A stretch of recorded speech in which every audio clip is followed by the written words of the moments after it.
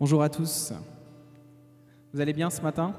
On se réjouit encore, on va pouvoir célébrer notre Dieu pour le Sauveur justement qu'il est. Et on va prendre ce premier chant qui dit « Je suis dans la joie, une joie immense, je suis dans l'allégresse, car j'ai été sauvé. » Vous êtes avec moi? Vous êtes avec nous? Je suis désolé pour ceux qui sont là-bas, du coup aujourd'hui on est un petit peu loin, mais on est quand même avec vous. Allez, on se lève ensemble. Utilisez tout ce que vous avez envie pour louer votre Dieu ce matin. Tapez des mains, dansez, chantez.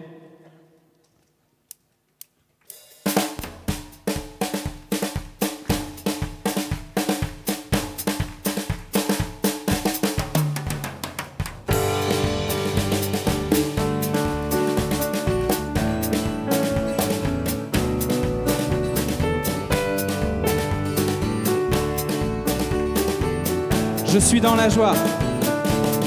Je suis dans la joie, une joie immense. Je suis dans l'allégresse, car mon Dieu m'a dit. Encore une fois, je suis dans la joie. Je suis dans la joie, une joie immense. Je suis dans l'allégresse, car Yahweh m'a libéré. Je chanterai de tout cœur les merveilles de mon papa Yahweh. Il m'a ôté des ténèbres, il m'a délivré de tout péché. Mon papa est fidèle. Mon papa est fidèle, il ne m'abandonne jamais. Je n'ai plus rien à craindre, car mon Dieu m'a libéré. Je suis dans la joie. Je suis dans la joie. Est-ce qu'il y a de la joie dans ce lieu ce matin? Une joie immense. Je suis dans l'allégresse, car mon Dieu m'a libéré. Je suis dans la joie. Je suis dans la joie, une joie immense. Je suis dans l'allégresse, car mon Dieu m'a libéré. Je chanterai de tout cœur les merveilles de mon papa Yahweh.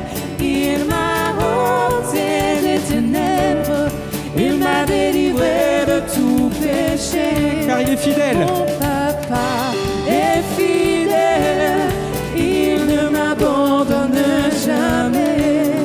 Je n'ai plus rien à craindre, car mon Dieu m'a libéré. Je suis dans la joie. Je suis dans la joie, une joie immense. Je suis dans l'allégresse, car mon Dieu. Dernière fois, je vous entends chanter ce matin. Je suis dans la joie, une joie immense. Je suis dans l'allégresse, car mon Dieu m'a libéré. Allez avec nous. Et 3 et 4.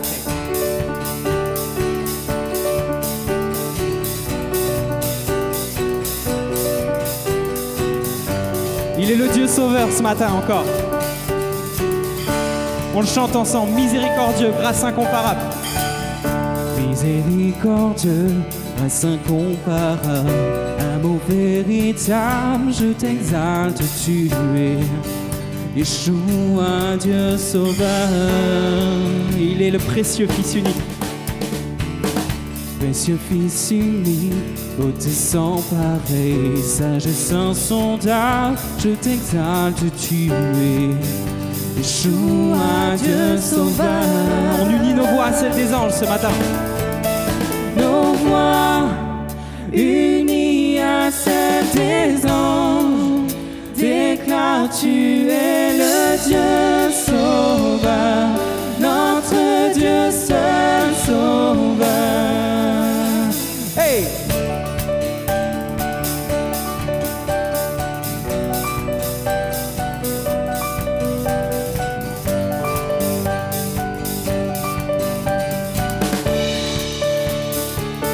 invaincu. Toujours invaincu, héros triomphant, puissance absolue, je t'exalte, tu es Yeshua, Dieu sauveur. On y va ensemble, Nos voix unies à celles des anges déclarent, tu es le Dieu sauveur, notre Dieu seul sauveur. ton peuple uni à tous les anges déclare, tu es le Dieu sauveur, notre Dieu seul sauveur. On va déclarer, je suis à toi, mon cœur ne bat que si tu vis en moi.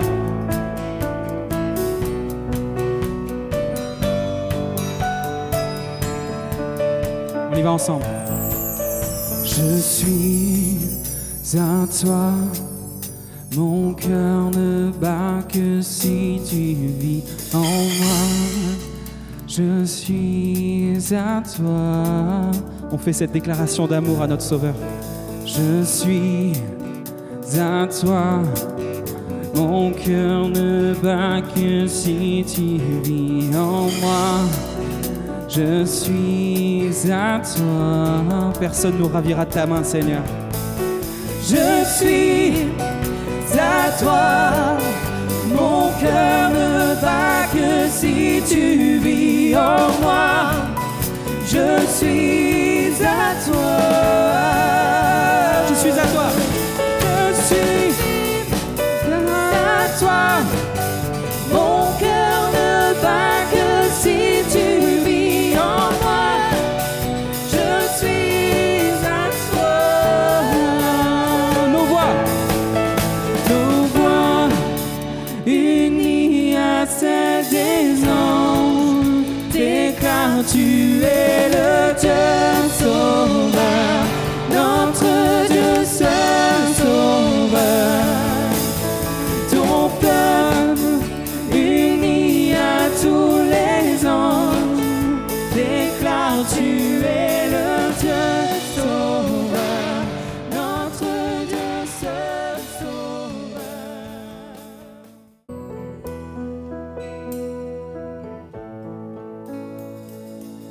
Je viens dans ta présence, Seigneur de l'univers.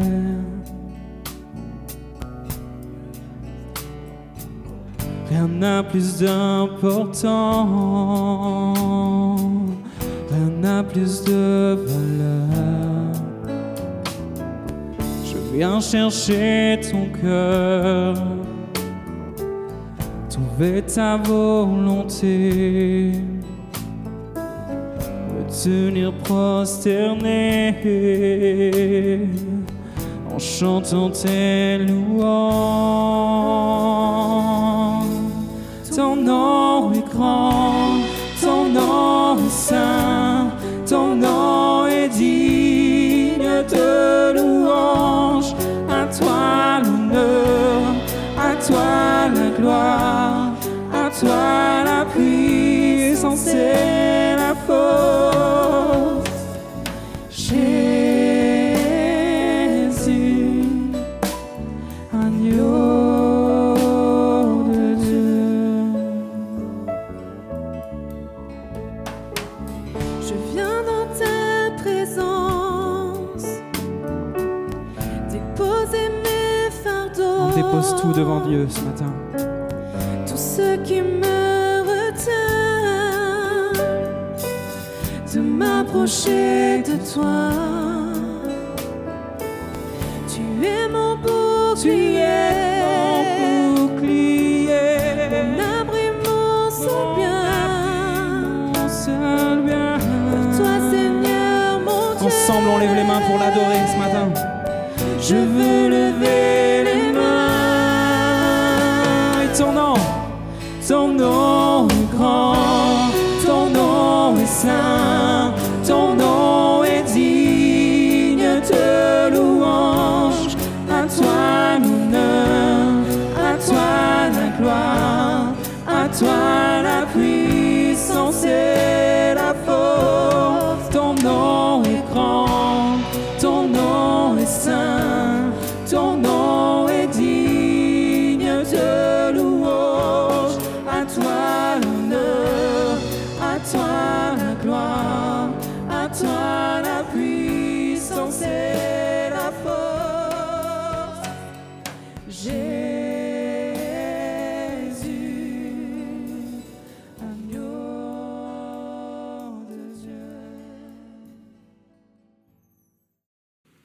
Philippiens chapitre 3, verset 7. « Ces choses qui étaient pour moi des gains », il parlera de ce qu'il a accompli dans le judaïsme, hébreu né d'hébreu, de la race d'Israël. Il précisera « persécuteur de l'Église », mais un jour, Christ l'a rencontré sur le chemin de Damas, sa vie a changé. Et il a fait ce constat, « Ces choses qui étaient pour moi des gains, je les ai regardées comme une perte à cause de l'excellence à cause de Christ. Et même je regarde toutes choses comme une perte à cause de l'excellence de la connaissance de Jésus-Christ mon Seigneur, pour lequel j'ai renoncé à tout, et je les regarde comme de la boue, afin de gagner Christ et d'être trouvé en lui, non avec ma justice, celle qui vient de la loi, mais avec celle qui s'obtient par la foi en Christ, la justice qui vient de Dieu par la foi, afin de connaître Christ et la puissance de sa résurrection et la communion de ses souffrances, en devenant conforme à lui dans sa mort, pour parvenir, si je puis, à la résurrection d'entre les morts. Ce n'est pas que j'ai déjà remporté le prix ou que j'ai déjà atteint la perfection, mais je cours pour tâcher de le saisir, puisque moi aussi j'ai été saisi par Jésus-Christ. Frères et sœurs, je ne pense pas l'avoir saisi, mais je fais une chose, oubliant ce qui est en arrière et me portant vers ce qui est en avant, je cours vers le but pour remporter le prix de la vocation céleste de Dieu en Jésus-Christ. Amen. Je vais centrer mon message sur ce que l'apôtre Paul dit, verset 9 et verset 10. « Afin de gagner Christ, d'être trouvé en lui, non avec ma justice, celle qui vient de la loi, mais avec celle qui s'obtient par la foi, afin, premièrement, de connaître Christ, et deuxièmement, connaître la puissance de sa résurrection, et troisièmement, connaître la communion de ses souffrances, en devenant conforme à lui dans sa mort, pour parvenir, si je puis, à la résurrection d'entre les morts. » Je reviens sur la croix, je reviens sur les souffrances de Jésus, parce que, eh bien, l'Écriture nous le rappelle, le troisième jour, il est ressuscité. Amen. Notre espérance tient là. Le troisième jour, il est ressuscité, et s'il est mort à la croix, c'est afin de nous offrir l'espérance sans faille du ciel. Et gloire à Dieu pour cette espérance. Cette espérance, nous l'avons. Elle est solidement attachée à notre cœur, un peu comme une ancre qu'on jetterait au fond de la mer afin de ne plus dériver. Nous sommes solidement arrimés et attachés à cette espérance. Mais pour nous donner cette espérance du ciel, il a fallu mourir. Il a fallu la croix. Il a fallu que Jésus donne sa vie. Et je me dis dans le fond que derrière la mort de Jésus, je peux vous citer quelques textes, c'est juste ce qui précède ce que nous avons entendu tout à l'heure, l'arrestation de Jésus. Ça a été quelque chose quand même, hein, son arrestation. On a été le chercher dans le jardin de Gethsémanée où il était avec ses disciples, et tout de suite on est venu le chercher avec des bâtons, avec des épées, ce qui étonnera Jésus, en disant « J'étais tous les jours avec vous dans le temple. Pourquoi vous ne m'avez pas arrêté? Et vous venez me chercher maintenant ?»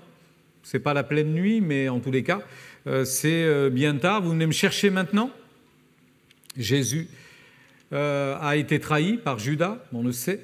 Et tout de suite après, l'apôtre Pierre a voulu défendre son sauveur. Il a sorti son épée, il a frappé un des soldats, lui coupant une oreille, ce que Jésus a immédiatement arrêté. Il a réparé l'oreille de cet homme. Et il s'est laissé lier. Il a tout d'abord été lié et il a été traîné comme cela jusqu'auprès du souverain sacrificateur premièrement. Et ça a été une première étape qui a été relativement rude quand il s'est trouvé ainsi devant le souverain sacrificateur, le fameux Caïphe. Matthieu chapitre 26 et verset 67. Il est dit que quand il s'est trouvé devant Caïphe, qu'il a interrogé « Dis-nous qui tu es ?» Jésus a répondu.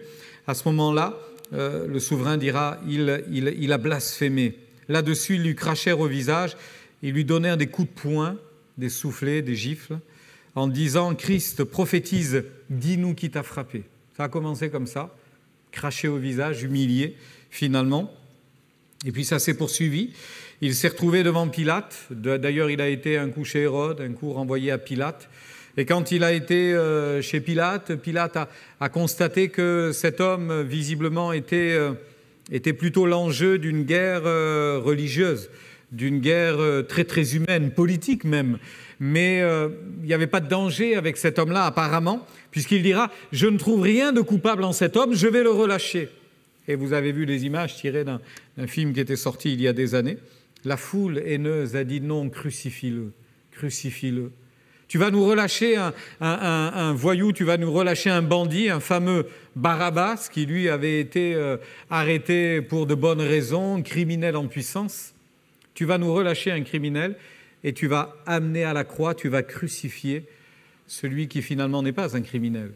Et Pilate va se laisser faire, il va se laver les mains, il va se laver les mains en disant « Ah, moi je suis innocent, j'y suis pour rien, c'est vous qui avez insisté ». Bon, il avait certainement la possibilité de faire quelque chose, mais il n'a pas du tout voulu faire quelque chose. Donc il l'a livré, mais avant de le livrer quand même, il a été bastonné, c'est-à-dire qu'il a été frappé. Frappé. On dit que ce fameux flagrum qui a été utilisé, c'était une espèce de fouet qui était fait de lanières de cuir, et à plusieurs endroits de la lanière, il y avait des petites billes de plomb, histoire que quand on jette le coup comme cela, que le poids emporte évidemment la lanière. Et à côté de ça, il y avait des espèces de pièces métalliques, enfin coupantes en tous les cas, qui faisaient qu'à chaque fois qu'on lançait le fouet avec le poids du plomb et que tout ceci s'enracinait dans la chair, et qu'on retirait tout cela, ça enlevait des bouts de chair avec. Vous pouvez imaginer un petit peu le supplice. Il a été frappé comme cela. Il ne méritait pas, franchement, il ne méritait pas. Mais il a fallu qu'il souffre comme cela. Et une fois qu'il a été bastonné, qu'est-ce qu'on a fait? Il a été livré, il a pris le chemin de croix avant cela. D'ailleurs, les soldats l'ont pris, ils sont un peu amusés avec lui. Ils l'ont couronné avec une couronne faite de tressés de broussailles très épineuses.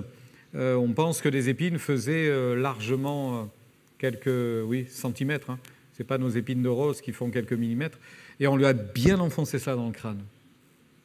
Et puis pour être sûr qu'on allait aller jusqu'au bout, on l'a maquillé en quelque sorte. On lui a donné un manteau, on lui a donné un bâton, on lui a dit « Voilà, ô roi des Juifs couronné, un manteau, un bâton, ensanglanté de partout. » Et puis après, on a pris le bâton et on lui a tapé sur la tête.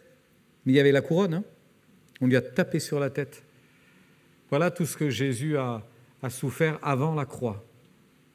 Et ensuite, il a été amené à la croix. Il a porté d'ailleurs un bout de la croix, cette pièce horizontale.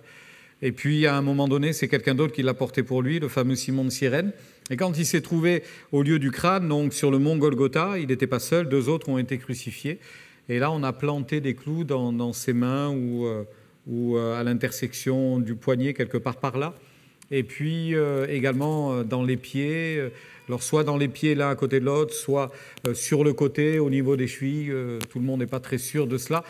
Le résultat est le même, il a été crucifié pour qu'il ne tombe pas de cette croix, qu'il ne s'affaisse pas. On tenait en général les bras avec des liens pour que ça reste bien suspendu, mais suffisamment lâche pour qu'une fois que vous êtes comme ça suspendu sur une croix, vous partiez en avant forcément. Et bien souvent, les crucifiés agonisaient parce que le souffle vous manque à ce moment-là. En général, pour terminer le supplice, parce que ça a duré plusieurs heures, au moins des alentours de midi jusqu'à vers 3 heures de l'après-midi, plusieurs heures, après tout ce qu'il avait subi avant, après les coups de poing, après le fouet, après la bastonnade, après la couronne d'épines, crucifié. Il aura le temps de s'adresser à un des 2 brigands qui demandera pardon pour ses fautes et qui sera sauvé ce jour-là.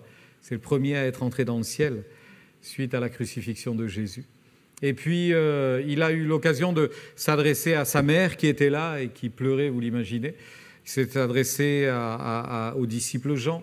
Et puis, il s'est tourné également vers son père et il a dit « Père, pardonne-leur, ils ne savent pas ce qu'ils font. » Et à ce moment-là, il va mourir. Ce qui étonnera les soldats d'ailleurs, Parce qu'en général, le supplice qui pouvait durer plus que 3 heures était abrégé parce que les gens voulaient rentrer à la maison tout de même. Donc en général, les soldats venaient et d'un grand coup, ils brisaient les jambes pour que finalement, un dernier coup, le corps s'affaisse et qu'ainsi la personne meure. Sauf que quand ils ont voulu faire cela à Jésus, Jésus était déjà mort. Donc ils ne lui ont pas brisé les jambes, mais ceci afin qu'une prophétie s'accomplisse. Aucun de mes os n'a été brisé. Aucun de mes os n'a été brisé. Et puis pour s'assurer que vraiment il ne respirait plus, qu'il était vraiment mort, quelqu'un a pris une lance et a percé son côté. Et après, on l'a descendu de la croix et il a été mis au tombeau. Pourquoi je vous rappelle tout cela? Parce que pendant des heures, Jésus a souffert. Il a agonisé, d'ailleurs, même avant la croix. Quand on lit dans les évangiles, il va, au moment où il a célébré la Pâque, vous imaginez qu'on a pris le pain et le vin, on a fait exactement ce que Jésus a fait avec ses disciples. Il a fait cela, hein. À la fin du repas de Pâques, c'était pendant le week-end de Pâques. On célébrait la sortie de l'Égypte par Moïse, le Pharaon a été détruit, le peuple d'Israël a une terre promise. Et Jésus célèbre la Pâque et il dit maintenant on va célébrer une nouvelle Pâque, quelque chose de neuf, quelque chose d'autre, une nouvelle alliance. Mais ce sera en mon sang, le sang versé pour plusieurs. Il prend du pain, il le rompt et il dit c'est mon corps qui est brisé pour vous. Les disciples ne comprennent pas. Quelques heures après, ils vont comprendre. Mais là, ils ne comprennent pas. Il va prendre le vin, il va passer la coupe entre tous en disant « Ce vin, c'est mon sang, le sang de la nouvelle alliance. » Mais ils ne comprennent pas. Quelques heures plus tard, ils comprendront, parce que le sang coule. Ils vont comprendre cela, mais lorsqu'ils ne comprennent pas à ce moment-là ce que Jésus fait, Jésus poursuit, il les emmène jusque dans le jardin. Il va s'adresser à quelques-uns de ses disciples et il va leur dire « Mon âme est triste et je suis angoissé. » Jamais on n'avait entendu dans la bouche de Jésus des mots comme ça. Jamais, hein? Pas une fois, tout au long de son ministère, il dira être angoissé. Il a pleuré. Devant le tombeau de Lazare, il a pleuré. Mais il a prié en disant « Père, je te prie de le ramener à la vie, mais je ne te prie pas pour moi. Moi, je sais que tu m'exauces toujours. Je prie pour la foule qui est là, afin qu'ils sachent que tu ramènes à la vie. » Donc quand Jésus pleure devant quelqu'un qui est mort, ce n'est pas devant la mort, parce que lui, il sait qu'il va le ramener à la vie. C'est devant l'incrédulité de ces gens-là, qui s'imaginaient qu'il fallait que Jésus vienne plus tôt pour que Lazare ne meure pas. Marie, Marthe ont fait ce reproche à Jésus. D'autres fois, Jésus va pleurer sur la ville de Jérusalem en disant « Jérusalem, Jérusalem, qui lapide et qui tue des prophètes qui te sont envoyés. Pourquoi n'as-tu pas compris, reçu le moment où Dieu t'a visité ?» Donc, Jésus a eu des émotions, bien évidemment. Mais là, l'angoisse qui survient, c'est la perspective de ce qu'il attend bientôt, la croix. Ne pensez pas que Jésus soit arrivé à la croix et que quand on l'a frappé, ça ne lui a rien fait. Hein. Ne pensez pas qu'il était insensible à la douleur. Nul n'est insensible à la douleur. Il est venu sur terre, il a pris notre corps, il a pris notre chair, il s'est incarné. Et finalement, il a connu, dit l'Épître aux Hébreux, à grands cris et avec larmes, mais il a connu toutes les souffrances que l'on connaît. Alors personne ne peut dire « il ne peut pas me comprendre, il ne sait pas ce que j'ai vécu ». Il est passé par là, il est passé par ces moments-là. Et devant ses disciples, il dira « mon âme est triste jusqu'à la mort, je suis rempli d'angoisse ». Quelque temps plus tard, il se jette à genoux et il invoque son Père en disant « mon Père, si cette coupe pouvait s'éloigner de moi ». Je fais comme David, on ne sait pas ce que c'est. Si cette coupe pouvait s'éloigner de moi, mais non pas ma volonté, mais la tienne, Seigneur. Et il va à nouveau prier, et encore prier. Vous ne pensez pas que la perspective, il sait qu'il va être arrêté dans peu de temps, il sait tout ce qui va se passer, minute par minute. Vous ne pensez pas que ça a dû lui faire quelque chose en disant « on ne pourrait pas faire autrement, ça ne pourrait pas se passer différemment ». Quelque temps plus tard, il se jette à nouveau au sol, et là, il va prier, et la Bible dit, vous le trouverez dans les évangiles, Matthieu, Marc, Luc, rappelle ces événements, sa sueur va devenir comme des grumeaux de sang.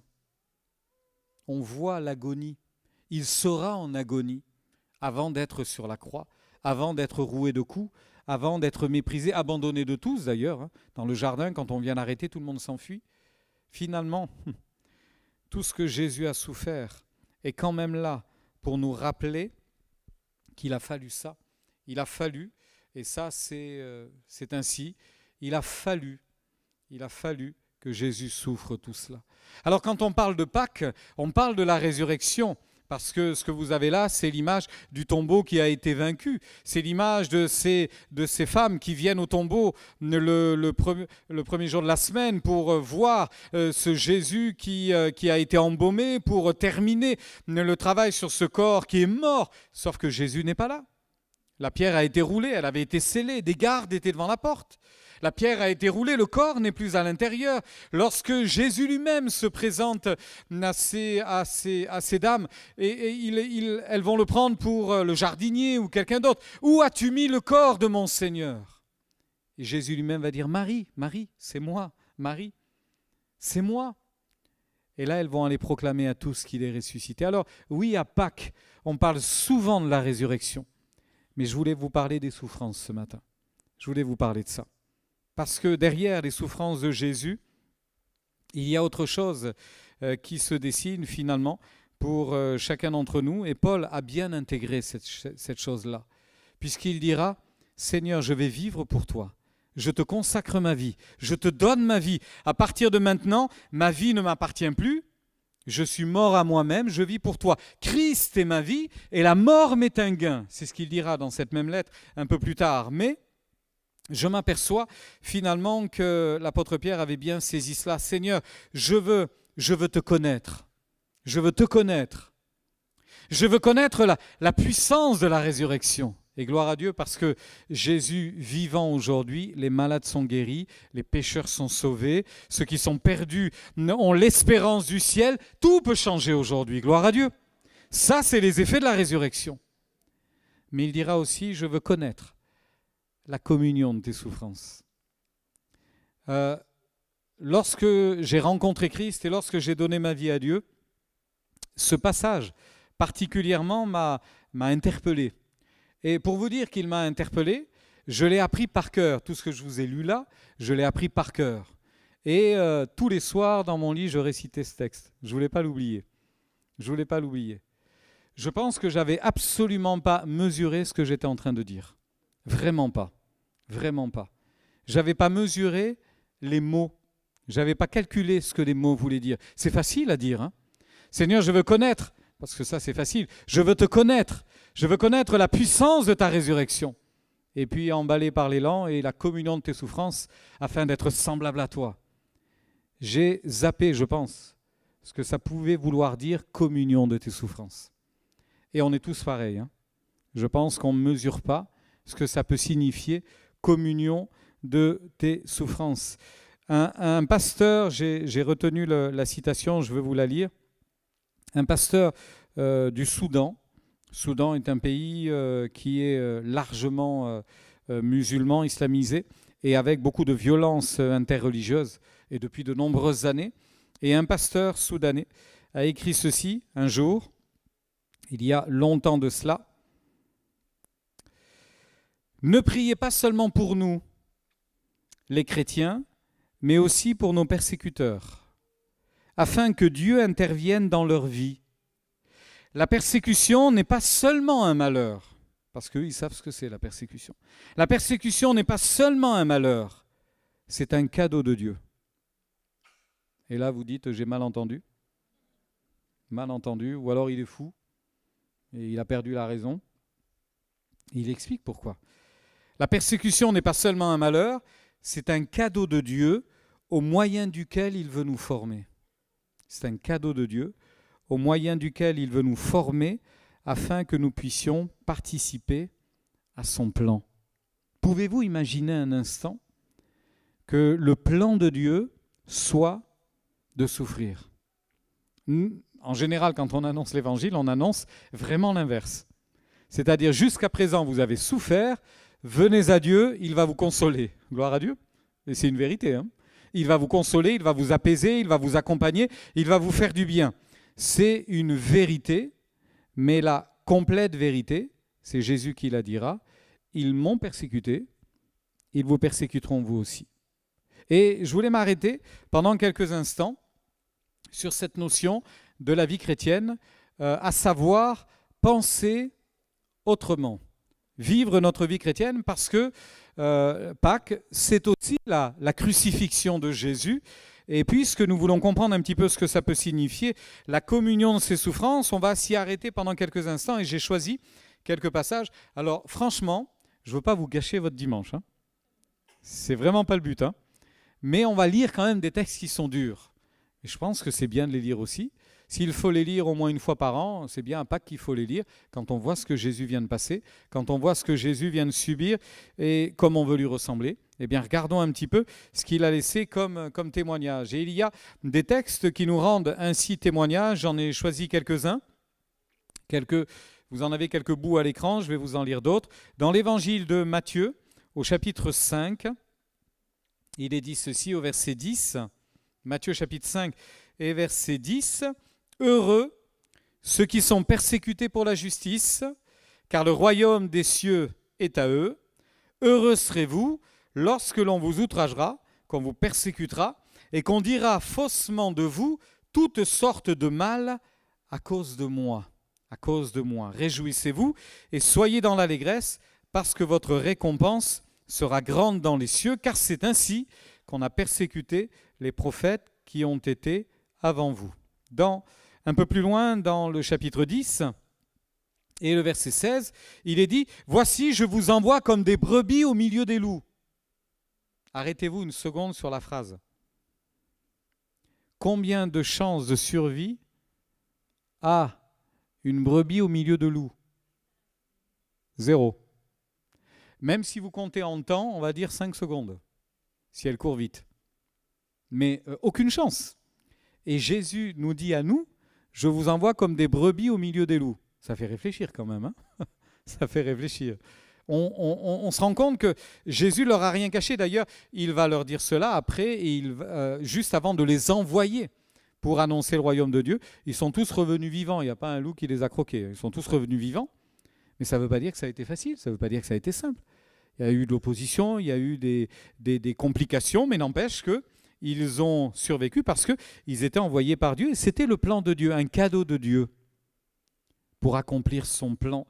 Un peu plus loin dans l'évangile de Luc, ces textes se ressemblent, hein, mais il y a quelques petites nuances qui sont apportées. Dans l'évangile de Luc, au chapitre 21 et verset 18, il est dit ceci, Luc, chapitre 21, verset 8.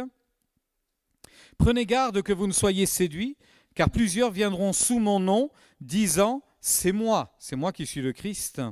Et le temps approche, ne les suivez pas. » Et ensuite, il parlera de ceci, vous entendrez parler de guerre, de bruit de guerre, ne soyez pas effrayés, une nation s'élèvera contre une nation, il y aura des tremblements de terre, il y aura des pestes en tout lieu, des famines, des phénomènes terribles, de grands signes dans le ciel.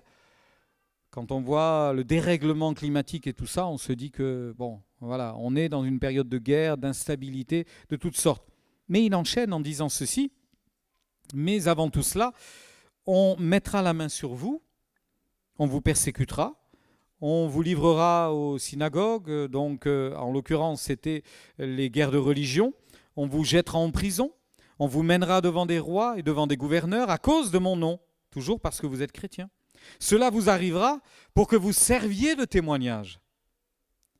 Mettez-vous donc dans l'esprit de ne pas préméditer votre défense, car je vous donnerai une bouche et une sagesse à laquelle tous vos adversaires ne pourront résister ou contredire. C'est ce qui va se passer dans Actes chapitre 4.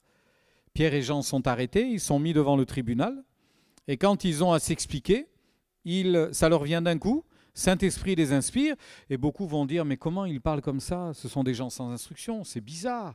Mais d'où leur vient cette sagesse? C'est incroyable. Dieu a honoré sa promesse. Vous serez livrés même par vos parents, par vos frères, par vos proches et par vos amis. Pour nous, ça paraît insensé. Je vous ai montré l'image il y a une quinzaine de jours, suite à cette rencontre que des frères de l'AEP ont fait en Turquie, vis-à-vis notamment d'une jeune femme iranienne. Vous vous souvenez, hein, cette image? Et je vous ai dit que cette jeune femme, lorsqu'elle est devenue chrétienne, et qu'elle est rentrée chez elle, et qu'elle a dit à ses parents qu'elle était devenue chrétienne, parents musulmans, son père a voulu la jeter par la fenêtre. parce que c'est une offense. C'est pas acceptable, c'est pas supportable, c'est pas possible. Vous serez livrés par vos parents, par vos frères, par vos proches, par vos amis, et ils feront mourir plusieurs d'entre vous. Vous serez haïs de tous à cause de mon nom, mais il ne se perdra pas un cheveu de votre tête. Par votre persévérance, vous sauverez vos âmes. Amen. Et dans l'évangile de Jean, au chapitre 15, évangile de Jean, chapitre 15, verset 20, il est dit ceci: le serviteur n'est pas plus grand que son maître. S'ils m'ont persécuté, ils vous persécuteront vous aussi. Pourquoi je vous dis cela en premier? Parce que c'est bien de penser la vie chrétienne peut-être autrement que comme on l'a pensé jusqu'à maintenant. Ça ne veut pas dire que ce qu'on a pensé était faux, ça veut dire que c'était vrai ce qu'on a pensé. Mais il faut compléter cette vision-là en nous rappelant qu'il est possible, ça peut arriver, que servir Dieu, et ce n'est pas l'inverse, ce n'est pas Dieu qui nous sert, hein. On sert Dieu. Ça signifie qu'il peut y avoir des temps d'épreuve, il peut y avoir des temps de difficulté, mais vous remarquerez ce que dit la parole de Dieu. Je suis avec vous tous les jours jusqu'à la fin du monde. C'est Jésus qui a dit cela. Aucun des cheveux de votre tête ne sera perdu. Bref, Dieu est fidèle, Dieu est là, il sera toujours là. C'est bien de se dire que de telles choses pourraient arriver. Et si ça devait arriver, ce n'est pas forcément anormal. C'est juste que dans ces moments-là, on dira: Seigneur, garde-moi, protège-moi, permets-moi de t'être fidèle et de t'être fidèle jusqu'à la fin. Et puis deuxièmement, il faut vivre autrement sa vie chrétienne, dans ce sens que c'est important d'être sensible aux souffrances des autres, évidemment, et prendre des risques tout en étant courageux, parce que si la souffrance est inévitable, c'est le premier point, il faut penser cela. La souffrance est inévitable et elle est permise par Dieu. Dans un deuxième temps, on s'aperçoit que vivre dans la souffrance n'est pas forcément le pire des malheurs.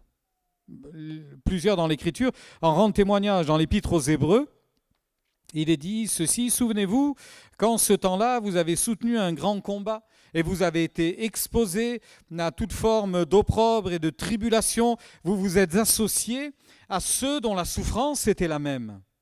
Et puis il insiste, l'auteur, en disant: vous avez eu de la compassion pour les prisonniers et vous avez accepté, je rajoute un mot, même accepté avec joie l'enlèvement de vos biens. Certains, parce qu'ils ont été chrétiens, ils ont été mis à la porte, ils ont été chassés. Aujourd'hui, il y a des réfugiés à cause de leur religion, à cause de leur foi chrétienne. Il y a des réfugiés dans énormément de pays du monde. Et ils sont partis, on a brûlé leur maison, on a tout brûlé derrière, ils n'ont plus rien. Mais ils sont partis, terrorisés, mais quand même, ils ont gardé le Seigneur avec eux. Le Seigneur ne les a pas abandonnés. Alors, de là à dire qu'ils ont accepté avec joie l'enlèvement de leurs biens, je pense qu'il faut comprendre que derrière cela, ils ont dit: ma joie n'est pas attachée à mes biens, et si on m'enlève mes biens, je conserverai la joie que j'ai en Christ. C'est comme ça qu'il faut le comprendre, bien évidemment. Je conserverai la joie que j'ai dans le Seigneur. Alors, prendre des risques, eh bien, certains en ont pris pour témoigner de leur affection et de leur attachement à des hommes de Dieu, à des femmes de Dieu. Dans l'Épître aux Romains, l'apôtre Paul fait toute une liste au chapitre 16 d'amis, de proches, de parents, de croyants qui ont compté pour lui. Alors, l'apôtre Paul n'est pas mort, mais il sent qu'il s'en va vers la fin de sa vie. Et il va demander à ce qu'on salue énormément de personnes de sa part. Lui est en prison et il demande qu'on salue pour lui des gens qui ont été vraiment importants pour lui. Et bien souvent, il dit le prénom et il associe quelque chose. J'en ai noté quelques-uns. Il parlera notamment de Prisca et Aquilas. Il parlera d'Andronicus et Junias, je vous le cite. L'apôtre Paul dit: saluez Prisca et Aquilas, mes compagnons d'œuvre en Jésus-Christ, qui ont exposé leur tête pour sauver ma vie. Comment vous comprenez la phrase, vous ? Ils ont exposé leur tête pour sauver ma vie. Ça veut dire qu'ils se sont mis en danger.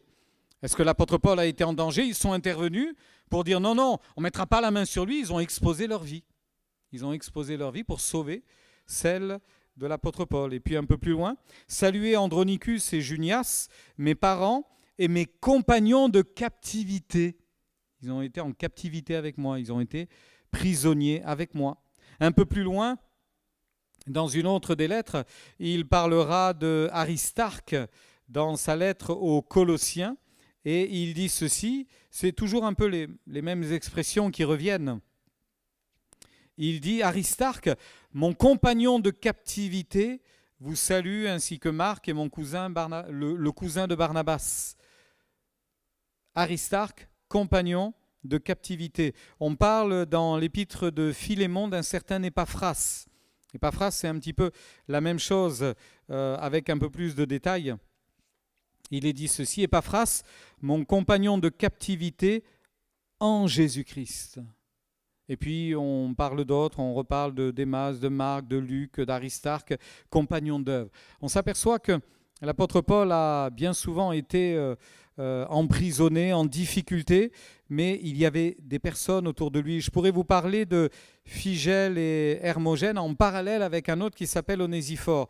Vous allez voir, le contraste est assez saisissant. Dans la deuxième épître de Paul à Timothée, au chapitre 1er, et au verset 15, « Tu sais que ceux qui sont en Asie m'ont abandonné, entre autres Phygèle et Hermogène. Ils ont craqué, ils n'ont pas tenu le coup. Peut-être que la persécution était trop forte, peut-être que l'épreuve était trop douloureuse. Ils ont voulu être courageux. » Vous vous souvenez de l'apôtre Pierre qui dira à Jésus, « Si tous t'abandonnent, moi je ne t'abandonnerai pas. » Vous vous en souvenez ? Et quand il a approché dans la cour intérieure, il a approché Jésus qui était mis en procès avant sa crucifixion, et que quelqu'un va dire « Mais je te connais, toi, tu es un disciple. » Pierre va dire « Non, c'est pas moi. » Et une deuxième fois, quelqu'un va lui dire « Si, il me semble que je t'ai vu dans le jardin, tu y étais. » « Non, c'était pas moi. » Et une heure plus tard, quelqu'un va encore insister, une servante, en disant « Mais si, je le reconnais, ton accent, tu es bien avec lui. » Et là, il va jurer par des imprécations qu'il ne connaît pas Jésus. Un coq va chanter, Jésus va se retourner, va regarder Pierre, et Pierre va quitter l'endroit en pleurant amèrement. Et Jésus va restaurer Pierre plus tard en lui disant « Est-ce que tu m'aimes ? Est-ce que tu m'aimes vraiment ? Est-ce que tu m'aimes sérieusement ?» Ce à quoi Pierre dira « Seigneur, tu sais toutes choses. J'ai été un peu imbu de ma personne, j'ai pensé que j'étais meilleur que les autres, et la réalité m'a rattrapé. En certaines circonstances, on peut être terrorisé. Je ne sais pas comment ont été Phygèle et Hermogène, mais ils ont craqué à un moment donné. Que le Seigneur répande, l'apôtre Paul continue, sa miséricorde sur la maison d'Onésiphore, écoutez bien, car il m'a souvent consolé. Il n'a pas eu honte de mes chaînes. Au contraire, lorsqu'il est venu à Rome, il m'a cherché avec beaucoup d'empressement et il m'a trouvé. C'était pas simple, hein, de demander, vous connaissez Paul ? Non, on ne connaît pas. Connaissez Paul ? Ah, l'hérétique, le chrétien, celui qui est en prison. Oui, celui-là, vous le connaissez ? Ben oui, je le connais. Pourquoi tu le connais toi aussi ? Oui, je le connais. Ah, toi aussi, tu es chrétien ? Il n'a pas eu honte de ses chaînes. Il l'a cherché jusqu'à ce qu'il le trouve. On peut imaginer qu'il lui a rendu visite également. Il fallait être courageux parce qu'après vous êtes marqué sur une liste et on vous dit, bon, vous le suivez, le prochain, vous l'arrêtez, on le met en prison, on l'élimine, on le tue, ni vu ni connu. C'était très possible. C'était très possible. Je vais peut-être plus loin que le texte, mais c'est des choses qui sont arrivées au cours de l'histoire. Les chrétiens sont sortis le matin de chez eux, ils ne sont jamais rentrés, ils ont disparu. Ils ont été assassinés, ils ont été jetés en prison 15 ans, 20 ans, 30 ans. Complètement oubliés de tout le monde. C'est fou quand même. Mais ils n'ont pas eu honte. Et je pourrais d'ailleurs, parce que si l'apôtre Paul a bénéficié de ces gens-là, n'oubliez pas que l'apôtre Paul l'a vécu lui-même. Dans le livre des Actes, il nous est dit qu'à un moment donné, lors d'un voyage missionnaire, la foule va s'agiter contre le message que l'apôtre Paul est en train d'annoncer, à tel point qu'on va se jeter sur Paul, on va le lapider, on va le traîner hors de la ville pensant qu'il était mort. Lui aussi, il a pris des coups, persécuté, tout simplement pour la cause de Christ. En fait, j'insiste là-dessus parce que être sensible aux souffrances des autres et prendre part à ces souffrances, ça signifie prendre des risques quelquefois. Et prendre des risques, c'est être drôlement courageux. Alors, je ne sais pas vous, mais moi, je peux vous dire que je suis certainement le moins courageux de vous tous. Et je prie le Seigneur que si demain il y avait une situation qui nécessite du courage, que Dieu me donne le courage à ce moment-là. Que Dieu me donne le courage. On ne peut pas s'en vanter à l'avance, mais Dieu peut nous accompagner et Dieu peut nous aider dans ces moments-là. Alors, vivre sa foi autrement dans l'Épître aux Hébreux, évidemment, c'est quelque chose qui peut nous interpeller. Le chapitre 11 est le chapitre de la foi où tellement de gens ont été bénis, tellement de gens ont vécu leur foi d'une façon vraiment extraordinaire. Et ceci nous ramène à ce troisième point, je terminerai avec cela. Si on peut, évidemment, je vous ai cité ces textes, ne soyez pas surpris que de ce qui vous arrive comme une chose étrange, c'est normal. Je crois que c'est important de penser autrement la vie chrétienne, de la vivre autrement et de se réjouir également autrement, c'est-à-dire selon Dieu.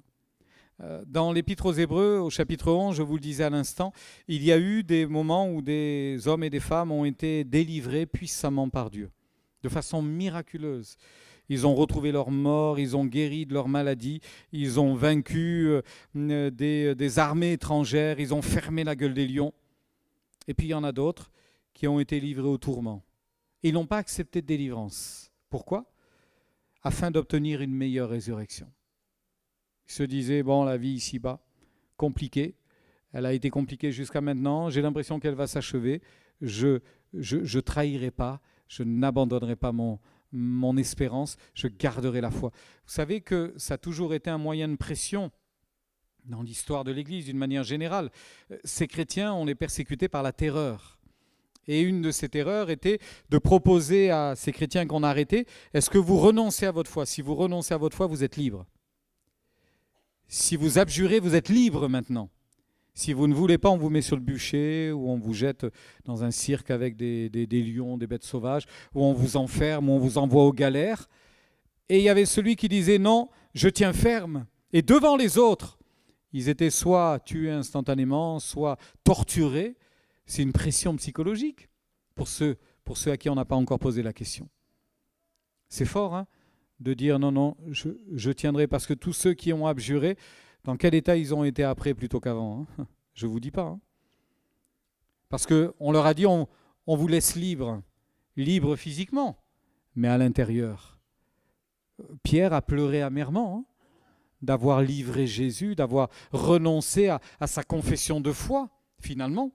Ben, c'est exactement pareil pour nous. Hein. Quand on l'a connu, quand on a vécu ce qu'on a vécu avec Christ, mais on ne peut pas l'abandonner, ce n'est pas possible. Et ces gens-là ont tenu bon parce qu'ils attendaient une meilleure résurrection.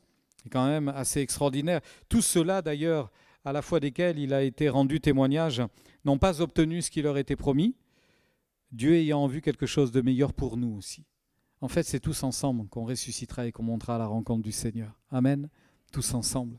Ceux qui sont morts avant ne nous ont pas précédés au ciel, ils nous ont juste précédés dans l'éternité, en attendant cette fameuse résurrection et ce départ vers le ciel. Alors se réjouir autrement, comment ? Eh bien, comme a fait l'apôtre Paul, quand il dit « Je veux connaître la puissance de ta résurrection, je veux te connaître dans toutes tes dimensions, la puissance de ta résurrection, mais je veux connaître également ce que signifie la communion de tes souffrances. Mais par contre, je vais faire une chose, je vais oublier ce qui est en arrière et je vais me porter vers ce qui est devant. » Parce que l'enjeu, il est là finalement. Si je regarde au passé, à mes réussites et à mes échecs, je vais être bien et pas bien, je vais être bien et pas bien, je vais être bien et pas bien. Forcément. Donc il faut arrêter de regarder en arrière, surtout pas à notre vie d'avant, puisque nous avons été crucifiés avec Christ et maintenant c'est en Christ que nous vivons. Gloire à Dieu. Maintenant, derrière le fait de ne pas regarder en arrière, c'est de se dire, les bons moments c'était hier, aujourd'hui j'ai que des malheurs. Non, je porte mes regards vers l'avant. Nous donc, Hébreux chapitre 12, verset 1er, nous donc, puisque nous sommes environnés d'une si grande nuée de témoins, rejetons le fardeau et le péché qui nous enveloppe si facilement et courons avec persévérance dans la carrière qui nous est ouverte, les yeux sur Jésus, chef et consommateur de notre foi. En fait, le meilleur est à venir, frères et sœurs. Quand on est chrétien, le meilleur est à venir. Le meilleur, c'est peut-être pas là ce que je vis maintenant. Le meilleur, c'est peut-être pas ce que je vais vivre demain. Le meilleur, c'est peut-être pas ce qui m'attend dans une semaine ou dans un mois, j'en sais rien, ou dans un an. Mais le meilleur est à venir quand même. Le meilleur est à venir. Si je regarde derrière, je risque d'être déçu. Si je regarde autour de moi et que je me compare, je vais comparer la vie de mes frères et sœurs. Je vais dire, lui, il a la chance, hein, j'aimerais bien avoir sa vie. Hein. Elle est franchement meilleure que la mienne. Moi, j'ai mal partout. J'ai des douleurs de partout, je ne trouve pas de travail, je suis malmené dans mon travail. Lui, à chaque fois que je le vois le dimanche, comment s'est passée ta semaine? Super, et le boulot, génial, j'aimerais bien avoir sa vie. Hein. Mais si on se compare, on ne s'en sort jamais. Parce que vous trouverez toujours des gens qui semblent avoir une vie meilleure, et vous oublierez qu'il y en a d'autres qui ont une vie certainement plus dure que la vôtre. Alors ça ne sert à rien, le plan de Dieu. On sert Dieu, ce n'est pas Dieu qui nous sert. Et juste le plan de Dieu. Je veux être dans ton plan. Ce pasteur dont je vous ai lu ce témoignage, comme tant d'autres, qu'est-ce qu'ils disent? Ils vivent au Soudan, ils vivent dans la misère, dans la persécution. Vous allez les voir, ils ne vont pas vous dire « Vous ne pouvez pas me donner un billet d'avion pour New York ou pour Zurich, j'aimerais être tranquille ». Pour beaucoup, ils disent « Je suis là, je reste là ». C'est le plan de Dieu. C'est le plan de Dieu. Alors s'ils regardent en arrière et s'ils regardent à côté, ils font une dépression instantanément. Hein. Mais ils regardent vers l'avant et ils disent, comme disait l'apôtre Paul, « Je ne crois pas avoir atteint le but. Je ne crois pas déjà avoir atteint le but, mais je cours pour l'atteindre. » Et ma prière ce matin est celle-ci finalement. Nous avons l'opportunité, la joie, et ça c'est quand même extraordinaire. Regardez ce qu'il est dit dans ce deuxième passage. Le premier, je vous l'ai cité, mais le deuxième, j'aime beaucoup ce passage. L'apôtre Paul dit aux Philippiens, alors que lui, il connaît la prison, il dira ceci, « Je veux que vous sachiez, frères et sœurs, que ce qui m'est arrivé, le fait d'avoir arrêté, le fait d'avoir été jeté en prison, ce qui m'est arrivé a plutôt contribué au progrès de l'Évangile. En effet, dans tout le prétoire, partout dans le palais, partout ailleurs, nul n'ignore que c'est pour Christ que je suis dans les chaînes. C'est pour Christ. Nul ne l'ignore. Et ce qui m'est arrivé, ça a profité au règne de Dieu. Ça a servi la gloire de Dieu. C'est extraordinaire quand même. Ça a servi la gloire de Dieu. Dans une de ses dernières lettres, il écrira à quelques-uns de ses frères et sœurs et il demandera juste « Souvenez-vous de moi ». Parce que ça ne veut pas dire qu'en prison, il chantait du matin au soir. Hein. Il a chanté en prison dans Acte 16, après avoir été frappé. Il a chanté des louanges. Paul et Silas chantaient les louanges de Dieu. Et un geôlier a été sauvé cette nuit-là. À chaque fois que Dieu permet une situation, c'est que derrière, il y a une situation de salut, de rédemption, de grâce qui va se manifester, c'est sûr. Et le fait est que l'apôtre Paul dira « J'ai des moments difficiles en prison quand même, hein, mais je ne perds pas la cible, je ne la perds pas de vue, je regarde toujours devant. » Et il demandera « Frères et sœurs, souvenez-vous de mes chaînes. Peut-être que demain, ce seront vos chaînes. Peut-être que demain, vous échapperez à ces chaînes-là. Je ne sais pas ce qui vous arrivera, mais la réalité, c'est que ce sont des vérités, les chaînes sont là. » Alors que Dieu soit béni pour cette réalité de Pâques et béni soit Dieu pour l'œuvre de Pâques. On va regarder vers la ligne d'arrivée. On n'y est pas encore arrivé puisqu'on est là, mais bientôt ça arrive, bientôt la fin. Encore un peu de temps, Jésus vient, le salut vient et nous voulons rester attachés à cette certitude. Alors, Jésus est vivant, il est ressuscité. Amen. Jésus a été crucifié, il a souffert pour notre salut. Armons-nous de cette espérance et plaisons-lui au quotidien, restons attachés à lui. Et si quelqu'un ce matin a besoin d'être encouragé, fortifié, en disant « mais j'en ai marre de mes épreuves, j'en ai marre de mes difficultés, c'est trop dur », eh bien souvenez-vous de ce que Jésus a souffert. Il a pris sur lui vos malheurs, vos tourments, vos angoisses, vos peines, vos difficultés, et il vous en a délivré. Alors que Dieu soit béni pour tout cela, il est vivant et il est fidèle. Amen.